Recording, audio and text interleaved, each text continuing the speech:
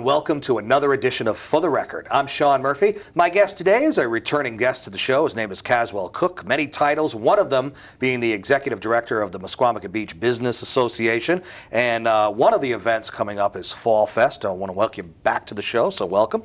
Sean, good to be back. You're a Westerly Town Councilman. I am. You're a business owner on Misquamicut Beach, and you're also the executive director of the Misquamicut Beach Business Association.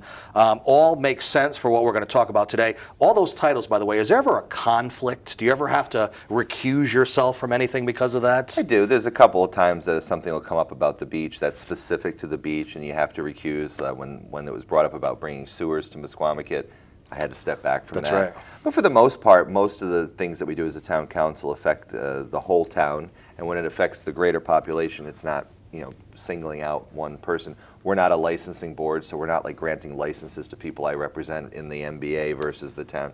So I've been on the council 12 years, and I think I've recused myself 3 or 4 times, so not a big deal. One of the things we are going to talk about is Fall Fest. Sure. And once you learn what it is, it's a fantastic event. But in and of itself, it's great, but it can really be appreciated more so if we go back in time a little bit and talk about how you rose from the ashes, so to speak, as a phoenix with what you had to deal with. And the last time you were on the show, it was the aftermath of Superstorm Sandy. Right. And I think one of the things that we mentioned was after the storm, you were literally standing on Atlantic Avenue on a giant pile of sand and, almost tears in your eyes because of what happened. I want you to go back to that point, and we're going to pick it up from there. Sure. Well, I mean, the hurricane thing was, it wasn't even a hurricane, was it? Yeah.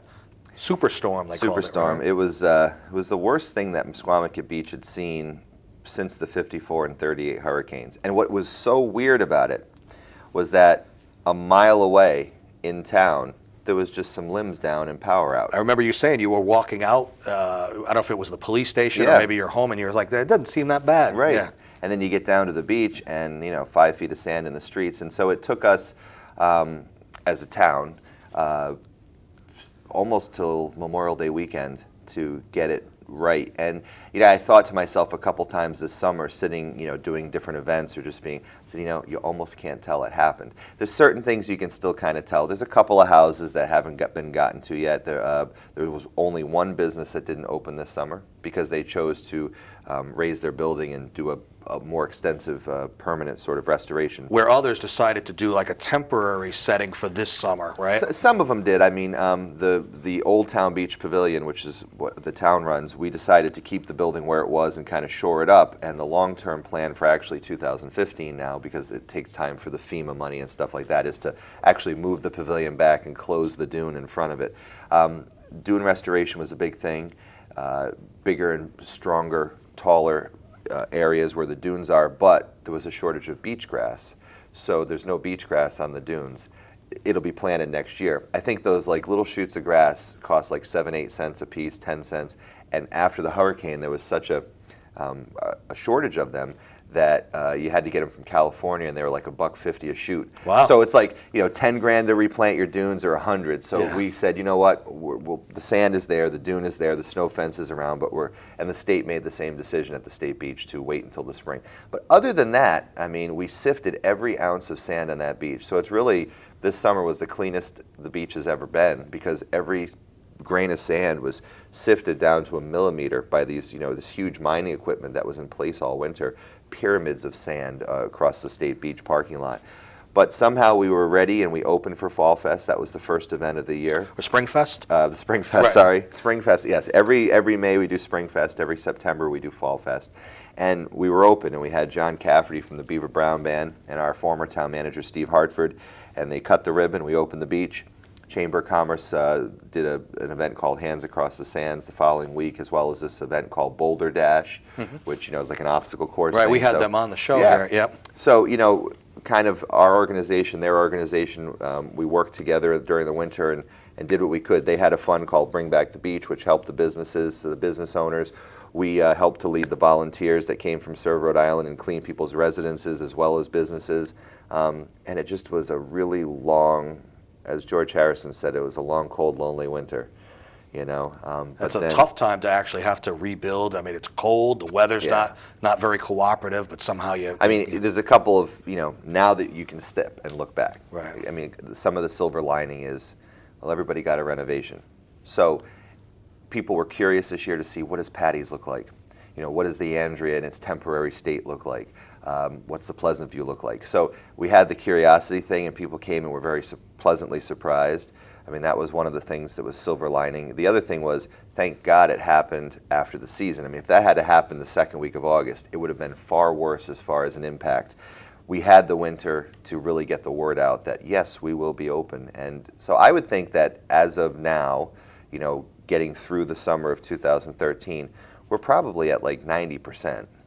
Did it make sense to have, obviously it made perfect sense to have the start of the season, Memorial Day, sort of be like your deadline, so to speak, to try to have as much done as possible to reopen. That was everybody's goal, and it made sense, don't you think? Yeah, and we actually upped that by saying Springfest was our goal, which was 2 weeks before Memorial Day. And when people came, those 10,000 people that came to Springfest, they saw that not everybody was quite open, but that it looked just about ready. So that was a really good thing for us. And then the other events that happened the following weekend, not everybody got to be open for Memorial Day weekend. There was a couple places. One place was it was basically like July 1st. So at the end of the summer, people keep asking me, so how was it business-wise? Which you're probably, I took the question out of your mouth, but it kind of depended. I mean, my business was not as affected by the hurricane. You were on the other end. On the other end, while we had a lot of water damage, lost equipment, we were able to open at the end of April when we opened, and so we were actually up like 10% this summer. Give you a plug, Seafood Haven. Seafood right? Haven, Right. yeah. Seafood Haven on Facebook. Try Seafood Haven. try our clam fritters. Clam fritters, chowder, and we're open till Columbus Day. But yes, but some of the places, because they lost even most of June, like the Purple Ape and places like that, obviously they're going to be down. But I think if you compare apples to apples, which would be, say, what were you this July versus last July, most of the people I talked to say they were about even with the previous year. And so there was no huge dip. There was no shortage of crowds this summer at the beach. July was a brutally hot month. That could have driven people to the beach. We're sort of out of the recession more so, I guess, than years past. I don't know if that would make a difference with, recreational beach traffic, but that may have had something to do with it. Well, there's, and I think some of the time people don't think about it, but there's really two kinds of clients in Misquamicut. There's the day trippers, which is people that go to the state beach or the other parking lots. And then there's the hotel and cottage people. So there's probably over 300 hotel rooms in Misquamicut, and believe it or not, about 400 rental properties. So your weekdays are good if those units are filled. So if you have families staying at all the hotels and all the cottages, the shops, the restaurants, those things are going to survive even if it's a rainy day or a rainy week, because you've got those people that already booked their stay. So there's that part of the clientele. And so one of the things we try to do with the business association is you want to make sure that those hotel rooms and cottages are rented and filled, because that's going to be your baseline for the summer. Obviously, if it's a lousy day and it's raining, no one's going to fill up the State Beach parking lot or the 10 other places you can park at the beach. So we were lucky that we had a lot of good weather. It's a little bit iffy weather here and there, but if the weekends are good, you're good. So I think overall the beach did well. I can't say it was as great as the summer before because of what happened, but it was darn good. Was there a curiosity factor with people wanting to come back to see what was going on? I mean, I didn't know any other way. I kept beating the bushes for getting the word out. I mean, I spent the winter. We built up our Misquamicut Beach Facebook presence. Before the hurricane, it was 8,000. As of our show here, it's over 23,000. And so you're getting the word out through that, and you see that post you put up, like 50,000 people saw it, whatever. And then we had huge support from different radio stations in the area. I'd like to say that we contributed, we gave away a beach house for a week right on Atlantic Avenue. That's right, that's right, 106.5. That's right. And so there was a lot of, and we went to some trade shows, and then of course, not just us, but the Chamber of Commerce. Everybody was saying the beach was open. But you'd be so surprised at how many people come Memorial Day weekend. We're like, is it open? Right. I'm not even sure. Yeah. And so the curiosity factor was huge this year. Huge. Speaking of hotels, now depending on the business would determine, how much. Like, the Andrea decided it's going to going to renovate in phases, right? So Right. we're at phase 1 or 2 or something like that now. Whereas like Patty, for the most part, is pretty much rebuilt and open, right? And down, like you said, down at your end of where your business is, not as bad. So down toward the Sandys and the Andrea and the Windjammer took a big hit too. Big so hit. And are they pretty much 100% or? They're probably 95%. I mean, the Windjammer itself is 100%. Yeah. I think the only thing that was less was there was a smaller arcade this year, just because it was maybe the last thing they couldn't get to, whatever. But so, like I said, I think everyone was pretty much at 90%. But when you looked at that whole area, you saw Dusty's was open in Bayview Fun Park. The water slides were fine. You know, it seemed to work out pretty well for everybody. It was, you know, it wasn't fun. Yeah. But we did it. When you rebuild, and some of those buildings were very old, when you rebuild, there are certain codes that are updated that you have to adhere to, new standards. So that meant there would be some changes, right? Yeah, the changes that were pretty obvious were the couple places that were wiped off the map, which was Sam's Snack Bar and Maria Fiore, who owns a place called Little Mermaids, little breakfast place and ice cream place. They were both wiped off the map. You couldn't see them. And so they made the decisions that they would build a deck for people to sit on, but they would bring in mobile units. And when I mean mobile units, I mean like the really nice, not like just some guy on the side of the road, Right. no offense. Yeah. But I mean like a real, you know. Looks legit, could be there all summer. Right. And so they did that. And so Sam's Snack Bar is a nice mobile unit with a nice deck, same location, you know, and then down at Little Mermaids, they also did the same thing. So those are two obvious things that were different. The Andrea is obviously different because they tore down most of the building, and then they have like a huge tent and a really nice like patio situation, fireplace, restaurant. And I don't know their exact plans, but I think they're going to be putting a hotel on site. But again, that would have to be built like 15 feet in the air to the certain standards. Patty's was able to shore up their foundation, I think, and make it work with the existing structure. But there's a lot of that. Same thing with the town beach. When we move it, we have to raise it to get above whatever that floodplain is. Anything that was built to code down there really survived well. You know, and even on like Sandy's, which is on the other side of the street, not on the beach side, still had a lot of water damage. I know you're on the other side, but since you were down at the other end, but still water damage. So there are things that had to be done there too. Yeah, I mean, the rule I believe is if you are 50% destroyed, you have to go up to code, and it means 50% of the assessed valuation. So in other words, the Andrea wasn't 50% destroyed, but I think the cost of it was more than 50% of the assessed valuation. So that's when you have to make those decisions and raise your building or whatever. How about environmentally? I know you talked about the dunes and the grass, but what about the pond that needed to be? Was that supposed to be drained or something? Or? Well, we needed to dredge the pond, and what was great is right after the hurricane, we've got a couple people in our town that are like, that work with DEM and work with the federal funding, the Obama money that's coming down the pike. Amy Grabowski, who's our Director of Planning, Code, and Enforcement, and Steve Hartford, who was our manager until recently. They did an excellent job in seeking reimbursements. $4 million worth of damage in our town, whether it was the roof of the high school or the town beach pavilion or getting the sand out of the streets, all that stuff. But they were able to sort of navigate those waters and get Senator Reid and Senator Whitehouse to come often, and the governor, Chafee.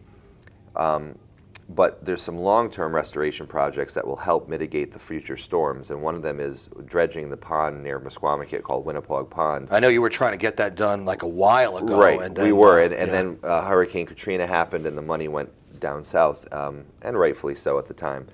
But we want to take the sand out of the pond that's kind of killing the pond and put it on the beach and extend the beach out for more buffer and to build up bigger dunes. So Senator Reid and Whitehouse are on it. Two people from Obama's task force on how to spend that $60 billion came to Misquamicut about a month and a half ago, and we gave them a presentation about the pond dredging and about raising Atlantic Avenue and putting in adequate drainage. And they said the report back was that we were the best presentation they had seen. Nice.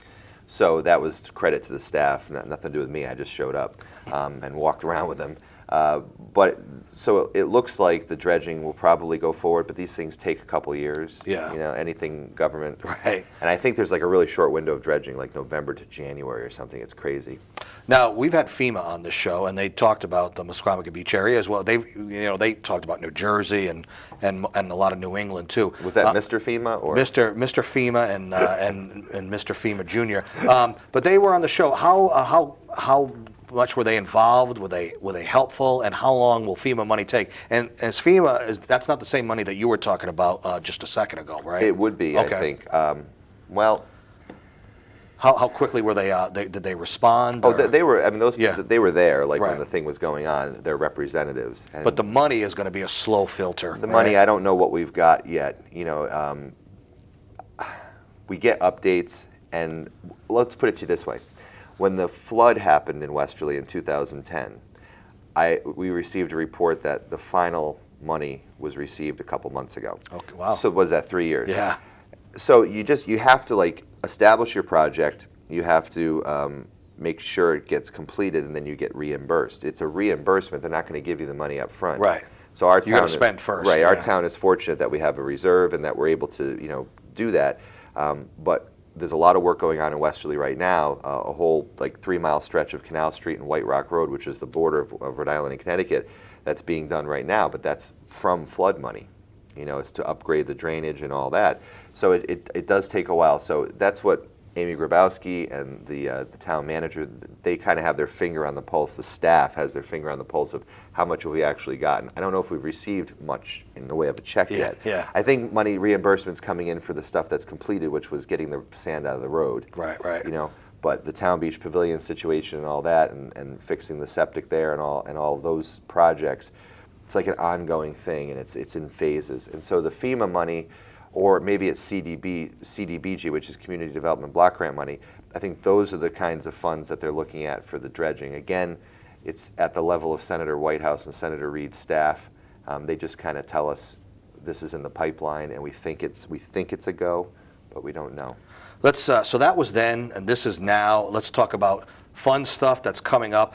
Depending on when you're watching this, Fall Fest may have already passed, but we'll get to some other stuff. But for those that are watching the first airing of this, Fall Fest is coming up. What is Fall Fest? Fall Fest is this weekend, and it's every 2 weeks after Labor Day, every September. And Spring Fest is 2 weeks before Memorial Day every year. So they're similar each year, but they're different. I mean, we have Rockwell Amusements, which is a very great amusement company.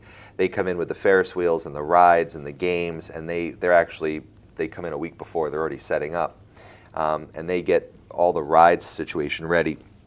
And then we bring in Circle K Petting Zoo, a guy named Ted Crow. He's funny. Now there's a guest you should have. Yeah, is that right? Oh yeah, he's from the farmlands. Wow. Does he come in with a straw hat? and, Pretty much. yeah. He's really tall. He's Corn got cob the pipe, he's got the Mr. Green jeans, Yep, suspenders. Right. Yeah. He is authentic. So Ted Crow and his group will come down, and they bring like the ponies that kids can ride, and all the llamas and everything people can pet. And then we've got some music. We always have great music, and this year, Friday night, we're trying something brand new and different on our big field, which is part of the State Beach parking lot.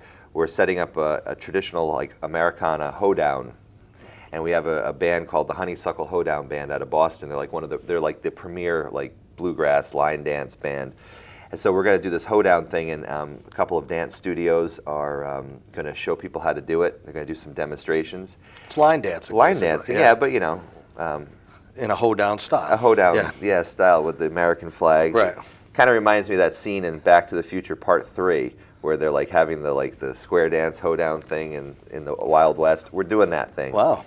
Then another new feature that goes with our Wild West theme is we're having not a scavenger hunt, but a Misquamicut hunt, where when you arrive at Fall Fest, you get a map of all the businesses still open in Misquamicut. There's about 12 shops that are open with discounts and sales, and if you go to 6 of them and get a stamp, you're entered to win the free round-trip tickets to Block Island, airplane tickets and stuff, and we have a lot of prizes, so that's new.